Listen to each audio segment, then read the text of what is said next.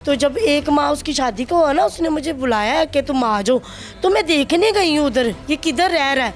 नीचे दुकान थी परचून की, ऊपर मकान था, प्लाजा था बड़ा सुनसान। कहता सिद्रा अगर मैं तुझे ऊपर से गिराऊं ना, तुम दीवाने की तरह फट जाओ। हाँ, तो वो उससे प्यार ही बड़ा करती थी। वो इतनी बातें नोट ही नहीं करती थी, हादसे में बात को ख़त्म कर देती थी।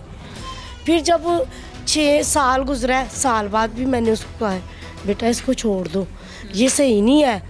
अच्छा, फिर मेरे घर क्या चीजें नजर आती थी आपको? बस उसकी आंखों में कोई वहशत थी।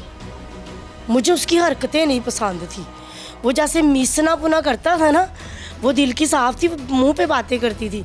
तो वो मेरे घर आया, मैंने कहा बेटा, जब उसको साल बाद पता चला है कि इसकी बीवी भी है, इसका बच्चा भी है, मैंने कहा अल्लाह तेरा शुक्र है, अभी सिद्रा इसको छोड़ दे, इतना बड़ा, इससे बड़ी बात कोई नहीं है। इसकी सच्चाई सामने आ गई हाँ, फिर ऐसे सामने मेरे सोफे पे बैठा है। मैंने कहा बेटा मेरी बात सुनो, दुश्मनी तो नहीं ना करनी थी उससे।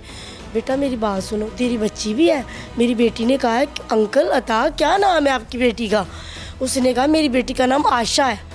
ठीक है, मैंने कहा बेटा उसको छोड़ दो सिद्रा को, मैं इसका इधर कहीं और देख के रिश्ता करवा दूँगी, तुम इसको छोड़ दो। फिर उसने ऐसे देखा है मेरी तरफ। ठीक है, मैंने कहा तुम छोड़ दो इसको। फिर उसके बाद उसने मुझे अच्छा नहीं कहा। उसने मेरे से सिद्रा को इतना दूर, आहिस्ता आहिस्ता मेरे से दूर ही करता गया सिद्रा। फिर भी सिद्रा दूर नहीं होती थी, फिर भी कम हो गई थी मेरे से बात करने। बताती थी आपको घर की? वो हाँ मेरी सारी बातें करती थी।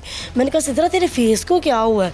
पता नहीं क्या पड़ता था उस पर, क्या जादू किया हुआ था उसने, क्या पड़ता था उस पर। वो बच्ची रही नहीं, पता नहीं उसको डिप्रेशन में चली गई थी बेटा वो।